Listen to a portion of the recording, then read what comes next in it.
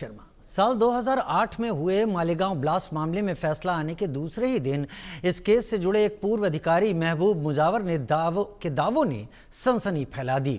दावा है कि जब वो मालेगांव केस की जांच कर रहे थे तब केस के मुख्य जांच अधिकारी परमबीर सिंह ने उन पर ब्लास्ट केस में आरएसएस चीफ मोहन भागवत को फंसाने के लिए कहा था। साथ ही भागवत की गिरफ्तारी के आदेश भी दिए थे। मुजावर के इन दावों के बाद सियासत गर्म है। वार पलटवार का दौर शुरू हो चुका है। बीजेपी नेताओं का पारा चढ़ा हुआ है, तो वहीं विपक्ष ने मुजावर के दावों को सवालों के कटघरे में खड़ा कर दिया है।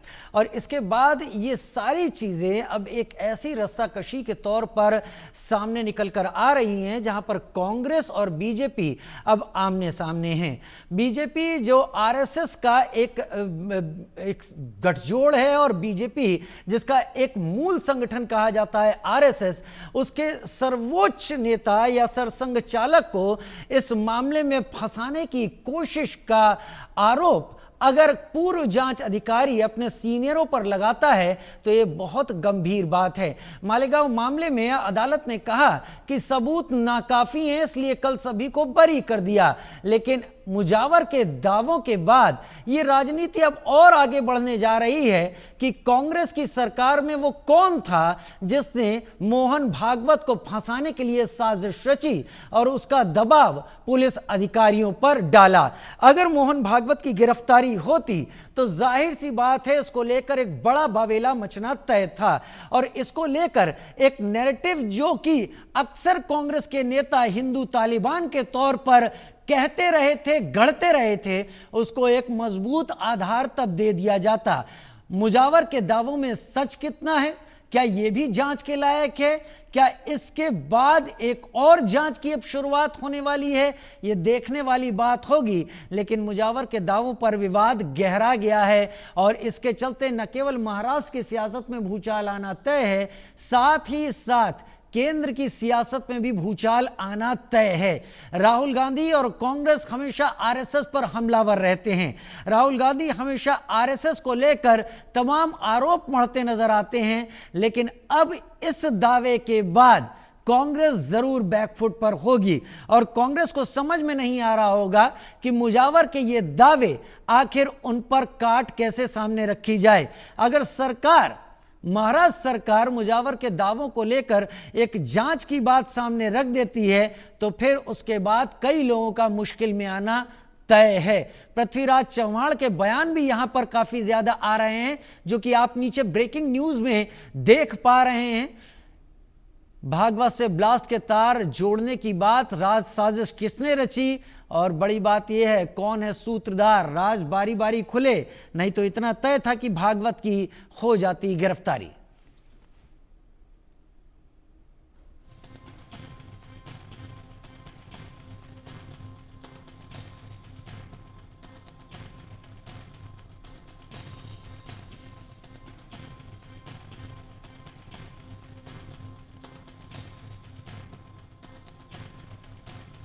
मालेगांव ब्लास्ट केस को लेकर साइकिलें जो आप देख रहे हैं, खास तौर पर यह कहा गया था इन साइकिलों में बम लगाए गए थे। कर्नल पुरोहित, प्रज्ञा ठाकुर और ऐसे तमाम लोगों को इसमें जिम्मेदार ठहराते हुए उनके ऊपर आरोप तय करके इस पूरे केस और ट्रायल को चलाया गया।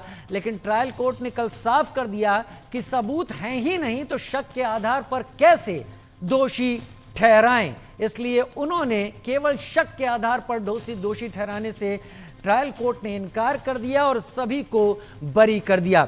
इसके बाद बहुत ज्यादा राजनीति शुरू हुई। ओवैसी ने भी कहा कि यह बहुत गलत बात हुई है, जांच ठीक से नहीं हुई। लेकिन अब मुजावर के जो दावे सामने आए हैं उन्होंने इस पूरी जांच को एक अलग एंगल दे दिया है।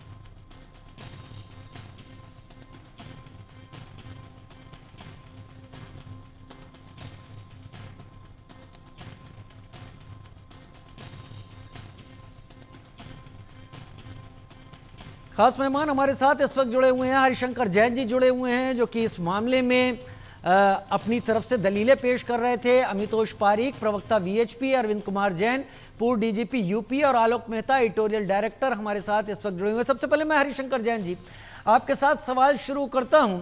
ये पहले तो Malegaon blast case trial court का यह कहना कि केवल शक के आधार पर दोषी कैसे सिद्ध कर दिया जाए, दोषी कैसे ठहरा दिया जाए, सबूत काफी नहीं है, इसलिए शक के आधार पर ऐसा नहीं हो सकता। हरिशंकर जी, पूरा का पूरा केस कंप्लीट रूप से मनगढ़ंत था, बनाया गया था, और यानी कि एक एक कड़ी किस ढंग से इसमें मुलजिमों के खिलाफ जोड़ी गई, न कोई सिर न पैर। 8 साल लगे चार्जशीट देने, 8 साल। सोचिए अगर केस में कुछ भी दम होता तो चार्जशीट 6 महीने साल भर में आ जाती।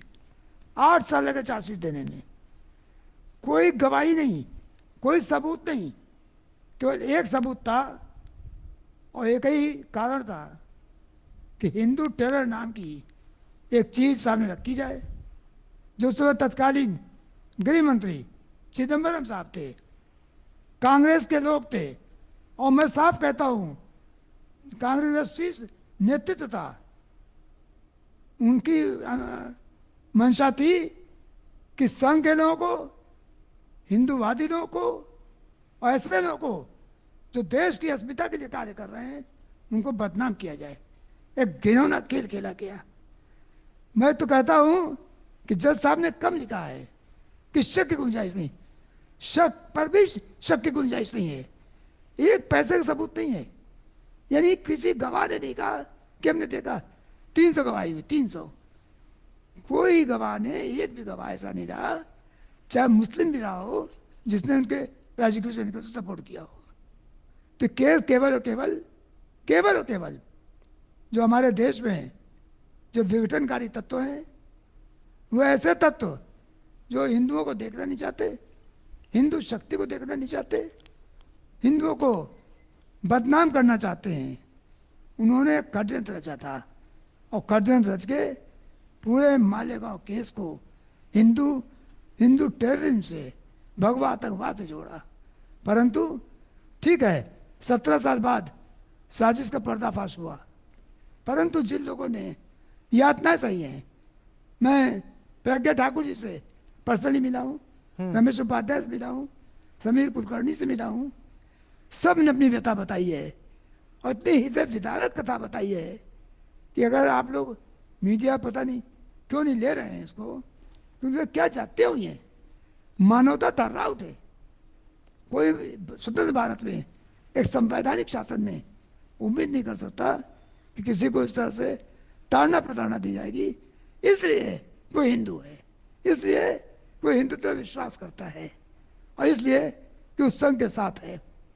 कितनी ताजुब की बात है और इतनी विस्मयकारी चीज है कि आप मोहन भागवत जी तक को लपेटने की तैयारी में थे। एक उस समय की सरकार, मैं कह सकता हूं, देश विरोधियों से मिली हुई थी, जो देश के गद्दार थे और देश को तोड़ना चाहते थे, हिंदुओं को बदनाम करना चाहते थे, उनके साथ उस समय के लोग मिले हुए थे। और पूरे हिंदू संगठनों को, आरएसएस को बदनाम करने की साजिश थी। आप सोचिए, 300 गवाहों में किसी एक गवाह ने भी दूर तक भी इस बात का कोई गवाही नहीं दी है कि वो मौके पर था या उसने कुछ देखा या मुलजिमों ने कुछ किया हो। ये बात हुई कि आप किसी को इसलिए जेल बंद करना चाहते हैं, मुकदमा चलाना चाहते हैं, वो हिंदू दल का है, हिंदुत्व का काम कर रहा है, देश के लिए काम कर रहा है। क्योंकि संघ और जितने भी हिंदूवादी संगठन हैं, वो केवल भारत मातृभूमि की सेवा में लगे हैं, वो कोई देश के खिलाफ न काम किया है और न कर सकते हैं। पर इसके बावजूद सबको बदनाम करने की साजिश की गई। और मैं चाहता हूं कि केंद्र सरकार एक ऐसा कानून बनावे कि भविष्य में इस तरह के अमानवीय कृत्य और हिंदू संगठनों को बदनाम करने का कोई प्रयास न हो, उस पर अंकुश कर। जी हरिशंकर जी, आपने बड़ा स्पष्ट तरीके से बात यहां रखी कि 300 लोग थे, कहीं पर ऐसी कोई जुबानी बात सामने नहीं आई और शायद अदालत ने यहां पर इससे ज्यादा कड़ा अदालत नहीं दे सकती एक पूरे प्रोसिक्यूशन के ऊपर। इसमें कई पेच आ रहे हैं। बैरिस्टर असदुद्दीन ओवैसी कह रहे हैं कि जांच ठीक से नहीं हुई, लेकिन एक बात यहां और है हरिशंकर जी, क्योंकि मुझसे ज्यादा कानून की बारीकियां आप समझते हैं और आम भाषा में हमारे दर्शकों तक पहुंचा सकते हैं। यूएपीए की जांच को भी अदालत ने अमान्य घोषित कर दिया, ये इसमें क्या तथ्य, क्या वजह थी? देखिए, यूएपीए पहले तो मकोका लगाया, 7-8 साल बाद का मकोका नहीं बनता, इसको हटा दिया, तब लोगों की जमानत हुई। मकोका इसलिए लगाया था ताकि लोग जेल में रखा जा सके, केस तो सबूत तो था नहीं उनके पास। यूएपीए में सबूत होना चाहिए कि आपने कोई षड्यंत्र किया, कुछ और किया है, देश के खिलाफ काम किया है। और बम रखने वाली बात मैं मान भी लूँ कि बम रखना एक बहुत संगीन अपराध है, चाहे हिंदू हो चाहे मुस्लिम हो। अगर ये साबित होता है कि बम रखा है या बम ब्लास्ट किया है तो उस घटना का संज्ञान लेना चाहिए और सजा रुकना चाहिए। पर किसी को इसलिए कोई हिंदूवादी विचारधारा का उसको राजनीतिक रूप से बदनाम करना है और बाहरी इशारे पर, इटली के इशारे पर काम हो रहा है, समझिए बाहरी देशों के इशारों पर काम हो रहा है इस देश में, और इस देश की अस्मिता के साथ समझौता किया जा रहा है, उत्पीड़न किया जा रहा है। इससे ज़्यादा तो मैं समझता हूँ अंग्रेजों के ज़माने में भी हुआ होगा, इससे ज़्यादा नहीं हुआ होगा। मुगल काल में हमने देखा 1000 साल में मुगल काल में जो कुछ अत्याचार हुआ था अंग्रेजी ज़माने में हुआ, पर स्वतंत्र भारत में इस तरह का न्याय हो रहा है।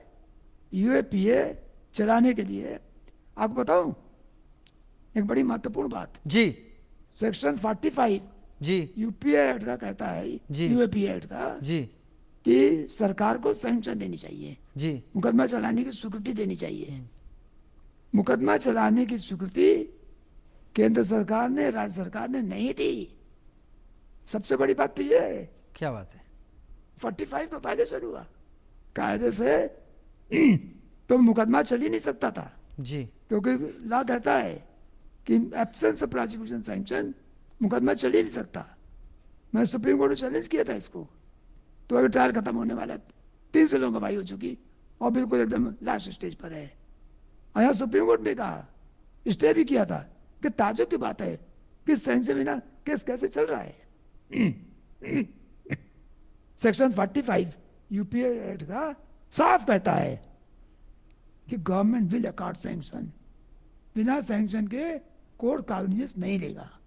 इसके बावजूद लिया गया, लॉ के विरुद्ध काम हुआ और केवल इसलिए हुआ कि वो हिंदू थे, इसलिए हुआ कि हिंदू ऑर्गेनाइजेशन को बदनाम करना था, और इसलिए हुआ कि संघ को और संघ का साथ देने वालों को मिट्टी मिला देने के लिए उस समय की यूपीए सरकार ने सारे कार्य किए।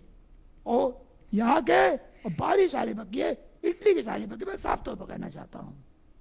और ये प्रवृत्ति भविष्य में ना हो, हिंदुओं को न्याय मिले, इसके लिए सरकार को सख्त कानून बनाना पड़ेगा। तो आप सोचिए, मैं साध्वी प्रज्ञा से मिला था भोपाल में जाकर, उनको उठा के पटका गया, बेतों से पीटा गया, उनको नंगी नंगी फोटो दिखाई गई, वो मानवीय कृत्य जो मैं शब्दों में नहीं कह सकता हूं। क्या स्वतंत्र भारत में ये संविधान इसीलिए बना हुआ है? क्या संविधान केवल मुस्लिम टेररिस्ट को बचाने के लिए बना है? जी, ऐसा नहीं हो सकता। ठीक है, इसका पर्दाफाश होना चाहिए, और ये जो प्रवृत्ति चल रही है और जो कानून है, इसे बदलाव चाहिए, ताकि गैर जो निरपराध लोग हैं और जो हिंदूवादी हैं उनको प्रोटेक्शन मिले और वो अपना स्वतंत्र रूप से काम से कर सके। तो सब भारत मातृभूमि की रक्षा में लगे हुए हैं, मातृभूमि के लिए काम कर रहे हैं, ठीक, उनको संरक्षण मिलना चाहिए। आदरणीय हरिशंकर जी, आप मेरे साथ बने रहें। मैं जानता हूं आप वरिष्ठ हैं बहुत, आपकी उम्र भी बहुत है, उसके बावजूद आप पूरी ताकत के साथ फैक्ट्स हमारे सामने रख रहे हैं। यह हमारा सम्मान है कि आप हमारे साथ इस चर्चा में मौजूद हैं, क्योंकि आपके जरिए हम छोटी छोटी चीज़ों को समझ पाएंगे। लेकिन मेरे साथ पद्मश्री आलोक मेहता भी जुड़े हुए हैं, जिनका एक लंबा अनुभव रहा है पत्रकारिता में और चीज़ों को अपने तरीके से समझने, उसका एनालिसिस सामने रखने के लिए। अरविंद कुमार जैन जी, पूर्व डीजीपी डीजीपी यूपी मेरे साथ जुड़े हुए हैं, अमितोष पारीक प्रवक्ता वीएचपी मेरे साथ इस वक्त जुड़े हुए हैं। पद्मश्री आलोक मेहता, मैं आपका रुख करना चाहूंगा। 5 जज, 2 एजेंसियां और 17 साल, इन लोगों की एक बड़ी जिंदगी इस पूरे मामले में खप गई। क्या मैं ये कह सकता हूं पूरे आदर के साथ न्यायपालिका को लेते हुए कि ये केस था ही नहीं, इस केस को ड्राफ्ट किया गया, मैन्युफैक्चर किया गया और न्यायपालिका के सामने रख दिया गया? पद्मश्री आलोक मेहता। देखिए राजीव जी, हमने कल न्यूज एक्स पर भी चर्चा की थी, तब मैंने कहा था कि ये सबसे बड़ी इस बात की आवश्यकता है कि जिन लोगों ने, जैसे अभी हम कह रहे हैं ना, कोई षड्यंत्र था पीछे से, बाहरी षड्यंत्र को छोड़िए, यहाँ राहुल गांधी जी का बयान बाकायदा, मैंने जो बाकायदा उस समय मीडिया में भी आया, मुझे आज भी याद है, जब उन्होंने बाहरी अमेरिका उनको कहा, अमेरिकी विदेश के प्रमुख राजनयिक को, कि देखिए ये यहाँ पर हिंदू आतंकवाद ज्यादा खतरनाक है, इस्लामिक आतंकवाद से ज्यादा हिंदू आतंकवाद खतरनाक है। फिर चिदम्बरम साहब को जब वो राजनीति में आए तब से, उससे पहले से एक तरह से वो बहुत अच्छे वकील हैं, मैं बिल्कुल उनकी वकालत का कानून के जानकार के रूप में सम्मान कर सकता हूं, लेकिन प्रारंभ से ही जब से वो गांधी परिवार के क्लोज हुए, उन्होंने यही एक एजेंडा बनाया कि किसी तरह से इसे भगवा आतंकवाद की एक ऐसी थ्योरी दी जाए। सर ये वही दौर था जब हिंदू टेरर, हिंदू तालिबान जैसे वर्ड क्वाइन किए गए। जी, इसीलिए मैंने कहा, हमने तो लिखा भी है, छापा भी पहले भी कहीं मिलेगा। मैं तो इससे ज्यादा बड़ी, देखिए आज जो सबूत आया है, देखिए अदालत के फैसले पर, जैसा जैन साहब ने कहा, अदालत के फैसले पर हम और आप भी टिप्पणी कर सकते हैं यदि, लेकिन मैं अदालत के पूर्वाग्रह पर नहीं कहूँ, अदालत ने तो बहुत बड़ा न्याय किया है। मेरा तो ये कहना है कि जो लोग इसके लिए जिम्मेदार हैं उन पर भी, अब मैंने फैसला अभी पूरा पढ़ा नहीं है, जैन साहब इस पर आगे कार्रवाई कर सकते हैं। जो लोग ऐसे जिम्मेदार थे, नेता, जिनके विरुद्ध बाकायदा मुकदमा दर्ज करके उनको सजा दी जानी चाहिए, क्योंकि उन्होंने गलत काम किए। और 17 साल तक जो प्रज्ञा ठाकुर के बयान आप देखिए, रिकॉर्डिंग्स हैं, इतने सारे हैं, एक महिला के साथ, देखिए साध्वी है वो तो बड़ी बात है ही, संत है, हिंदू हो, मैं कह रहा हूँ मुस्लिम भी यदि कोई हो, कोई क्रिश्चियन भी हो, किसी महिला के साथ इतना जुल्म करके जबरदस्ती कहलवाना कि तुम संघ का नाम ले दो, देखिए इसलिए जाहिर होता है। और मोहन भागवत जी, देखिए मेरे पीछे जो पुस्तकें रखी है उसमें वो इंटरव्यू भी है जो सुदर्शन जी ने, रज्जू भैया, मैंने प्रोफेसर राजन सिंह जी, उन्होंने भी मेरे इंटरव्यू में कहा था कि हम 98% को हिंदू ही मानते हैं जो भारत में रहते हैं, हिंदू मुसलमान, इसलिए कोई पूर्वाग्रह से हो हिंदुओं के प्रति, जो इनकी जो मूल धारणा, कई लोग बिगड़े हो सकते हैं, कोई किसी ने किया, कोई गोडसे का नाम लेगा, कोई किसी का नाम लेगा, लेकिन उनके साथ। और दूसरा राजीव जी, ये प्रज्ञा ठाकुर उसी प्रदेश की है जहां मैं हूं, ये सही है कि वो बहुत बाद में आई, मैं तो दिल्ली में 71 से हूं, लेकिन जिस तरह से वो राजनीति में सक्रिय थी विद्यार्थी परिषद में, और विद्यार्थी परिषद से एक जुझारू महिला निकल करके आई, वो साध्वी हो गई, उनके साथ जुल्म हुआ।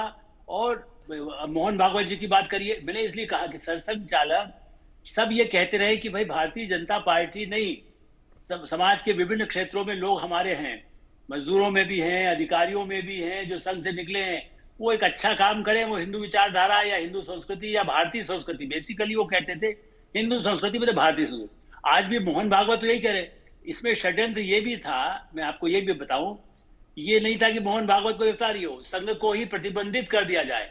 देखिए दिग्विजय सिंह जी को भी जब से वो बीजेपी में आए, तब से मैं कांग्रेस में आए तब से जानता हूँ, 74 से। दिग्विजय सिंह की थ्योरी, और मध्य प्रदेश में कई, ग्वालियर में भी अडवाणी के खिलाफ भी केस लगते थे, तब भी मुझे मालूम है, वो विधानसभा उसमें लगा दिए जाते थे संघ को लेकर के, अडवाणी जी पर भी लगे हैं, आप अदालत में कई रिकॉर्ड आपको मिल जाएंगे। ऐसी स्थिति में ये जो षड्यंत्र है सर, ये करना, मेरा मानना है कि न्याय के विरुद्ध जो कार्रवाई की गई और जिन अधिकारियों का दुरुपयोग करने के लिए जो नेता जिम्मेदार है उन पर कार्रवाई होनी चाहिए। मैं आदरणीय अरविंद कुमार जैन जो पूर्व डीजीपी हैं यूपी, उन्हीं को इसमें ले आता हूं। अरविंद जी, हरिशंकर जी ने जो बातें कही, बहुत वरिष्ठ वकील हैं और कई मामलों में जो कि विश्व विख्यात रहे हैं उनमें उनकी दलीलें रही हैं। यूएपीए की बात पर उन्होंने जो बातें रखी और जो कुछ निकलकर पद्मश्री आलोक मेहता जी से भी जो निकल कर आ रहा है, इस पूरे मामले को लग रहा है कि यह मामला ड्राफ्ट किया गया, डॉक्टर्ड था पूरी तरीके से। और अब महबूब मुजावर जो उस जांच एजेंसी का जो एक शख्स था, पुलिस अधिकारी था, उसके आरोप, ये कितना गंभीर है? कानून को आपने बहुत नजदीकी से देखा है जैन साहब। ये बहुत गंभीर है आरोप लगाने वाला स्वयं एक मुस्लिम मातृभूमि के लिए कार्य कर रहा है। इस प्रकार की बातें करना और ये कहना कि उसमें सरसंघ चालक का इन्वॉल्वमेंट है, ये बहुत ही दुर्भाग्यपूर्ण है अगर इस प्रकार की बात की गई है। जो अरविंद अरविंद जी, कानून की जो प्रैक्टिस आपकी लाइफ के उस 30 साल में रही है, अगर इस तरीके का दबाव डाला जाता है कि किसी को इम्प्लीकेट करना है और खास तौर पर इस दायरे में, और आज वो जांच अधिकारी ये बात कह रहा है, ये एक अलग इंक्वायरी और अलग केस की डिमांड नहीं करता? बिल्कुल करता है, बिल्कुल करता। देखिए, मकोका किन सर्कमस्टांसेस में लगता है? Organise crime.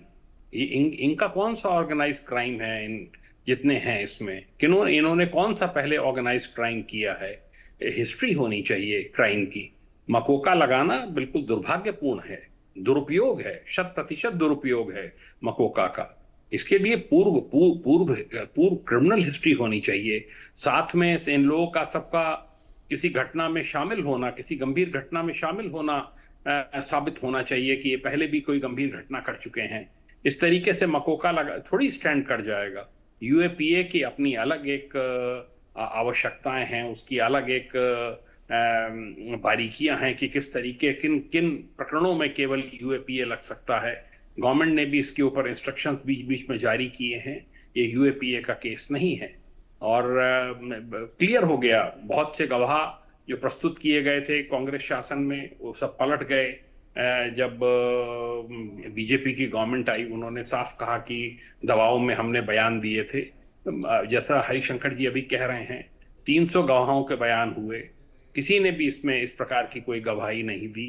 आरडीएक्स कहाँ से आया, किसने प्लांट किया, क्या इसके सबूत हैं? मोटरसाइकिल पे चेसिस नंबर वगैरह जो है वो कोई, ये चाहे वो एटीएस हो चाहे एनआईए हो, उसमें कोई उसको नहीं क्लियर कर पाया कि चेसिस नंबर क्या है। चेसिस से ही मिलान होता है जी। मोटरसाइकिल के ऊपर तो कोई नंबर लगा दीजिए, कोई भी फेक नंबर प्लेट किसी की भी लगा दीजिए। तो ये एक बहुत बड़ी साजिश मुझे लगता है इसमें थी। अमितोष पारीक जी का भी रुख कर लेता हूं, प्रवक्ता वीएचपी मेरे साथ जुड़े हुए हैं। अमितोष पारीक, अदालत ने 4 पॉइंट बड़े अच्छे यहां पर किए। उन्होंने कहा शक के आधार पर हम दोषी साबित नहीं कर सकते, केवल शक सब कुछ नहीं है। यहां पर प्रमाणों में खामियां अदालत को दिखाई पड़ी। कहा कोई भी षड्यंत्र इन पर जो लादा गया है वो सिद्ध नहीं हुआ। प्रोसिक्यूशन ने जो केस बनाया था वो तो औंधे मुंह गिरा। अमितोष, अनम्यूट कर ले सर अपने को। मैं अनम्यूट हो रहा जी, आवाज आ रही है? जी आ गई जी, धन्यवाद। जो लाइन कोर्ट ने कही एक्विटल करते समय अपने ऑर्डर में क्या ऑब्जर्वेशन के जरिए, सेम लाइन मुझे याद दिलाती है जब जयपुर बॉम्ब ब्लास्ट 13 मई 2008 के बाद में आतंकवादियों को निचली कोर्ट से जब सजा दी और हाई कोर्ट से बेल दी गई, तब भी कोर्ट ने कहा हम सिर्फ इमोशंस के आधार पर किसी को कन्विक्ट नहीं कर सकते। वो थे कांग्रेस सरकार जो 45 दिन कोर्ट के अंदर में जिनका महाधिवक्ता उन आतंकवादियों के विरुद्ध पैरवी नहीं करता हुआ पाया गया, जिसकी वजह से वो छूटे गए। लेकिन देखिए, एक हैरानजनक बात बताता हूं। अभी कहा कि द बाइक, जो कोर्ट ने कहा मालेगांव ब्लास्ट में, the bike registration number was fake if chassis and engine number filed off but forensic lab restored the erased identity and linked it back to her। मतलब एक बाइक को plant करा गया इस चीज के लिए, वो दिखाने के लिए कि रजिस्ट्रेशन नंबर साध्वी प्रज्ञा ठाकुर के साथ आ रहा है, जो कि ब्लास्ट के 3 से 4 एक महीने बाद मिलती है उनको उस जगह पे। और तो और इसके साथ एक और चीज आती है, यह है कि जो जितना भी हिंदू टेरर काम करने का बात करी, कॉइन करी, कॉन्स्पिरेसी, समझौता, ब्लास्ट, सारे हिंदू जो थे उनको छोड़ा गया। All accused have been acquittal. जिस तरह से आपके मक्का मस्जिद ब्लास्ट हुआ, उनको छोड़ा गया। और मक्का मस्जिद ब्लास्ट में तो ये भी आया था कि कांग्रेस सरकार ने तो उन लोगों को छोड़ दिया जो मुस्लिम सस्पेक्टेड टेररिस्ट थे, उन लोगों को छोड़ दिया। साजिद रशीद 26/11 के बाद 15 दिन तक भारत में खुला घूमता है। कौन थी? कांग्रेस सरकार थी। अजमेर दरगाह शरीफ के अंदर में जिनको प्लांट करा गया था हिंदुओं को, उनके अगेंस्ट कोई केस नहीं मिला, उन्हें छोड़ा गया। मतलब 12 साल, 15 साल, 17 साल लगातार तरीके से केस चला गए। मतलब अमितोष, हिंदू टेरर की फिलॉसफी पर कांग्रेस काम कर रही थी, आप ये कह रहे हैं? निसंदेह, तो मैं नहीं, कोर्ट ने कह दिया है। आपके प्रोसिक्यूशन प्रूफ नहीं हो रहे। आपके जिस इंस्पेक्टर की हम बात करें, उसी इंस्पेक्टर ने 2017 में यह भी कहा था कि वहां पे आरडीएक्स प्लान करा गया। लेफ्टिनेंट कर्नल शेखर पुरोहित और Sadhvi Pragya Thakur, this was the first case where the RDX has been planted. Also Rajiv, the very important point came into the picture, जहां साबिर करके एक लड़का था जो इसमें सस्पेक्ट था मालेगांव ब्लास्ट में, वो एलईटी ऑपरेटिव था और उसकी फैक्ट्री से आरडीएक्स मिला था। कहां गया शाबिर? शाबिर गया एस्केप आउट होते हुए स्कॉट फ्री, जैसे आसिम कमिशी गया, जैसे आपकी शादी में मशीर गया वैसे ही साबिर गया। अमितोष लेफ्टिनेंट कर्नल पुरोहित, मेजर रमेश उपाध्याय, इनके जरिए जो हित साधा जा रहा था वो तो भारतीय सेना को भी अंतर्राष्ट्रीय स्तर पर बदनाम कर रहा था।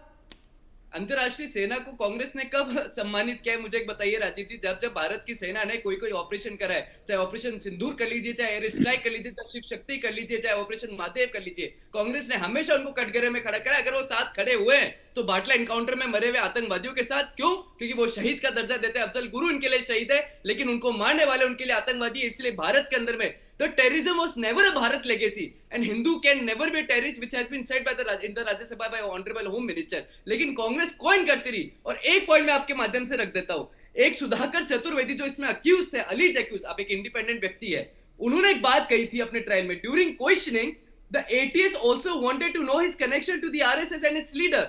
He alleged that during detention he and other accused were subjected to torture worse than the 3rd degree। Sadhvi Pragya Singh Thakur was held in illegal custody for a week and then shown arrest on October 23, 2008। ये वो लोग हैं जो set free हो गए, जिनको plant करा गया, एक निर्दोषों को दोषी बनाया गया और दोषियों को निर्दोष करते हुए साथ खड़े वाली कांग्रेस सरकार का चरित्र, चाहे वो गोधरा हो, समझौता हो। मुझे लगता है कि ये केस अगर आगे की अदालत में जाएगा तो महबूब के भी जो बयान है, उसने जो कहा है कि उसको प्लांट करने के लिए कहा गया था, ये एक फ्रेश एंगल की तरह शायद अदालत की चर्चा में रहेगा। मैं पूरी क्षमा के साथ, क्योंकि समय इजाजत नहीं दे रहा, हरिशंकर जी आप इतने वरिष्ठ होने के बावजूद आपने मेरे प्रोग्राम के लिए मुझे सम्मान दिया कि आपने समय निकाला। अरविंद जी आपका भी, अमितोष पारिक आपका, और पद्मश्री आलोक मेहता समय निकालने के लिए बहुत धन्यवाद आप सभी का। इस चर्चा में ये एक बड़ा केस बनता दिख रहा है।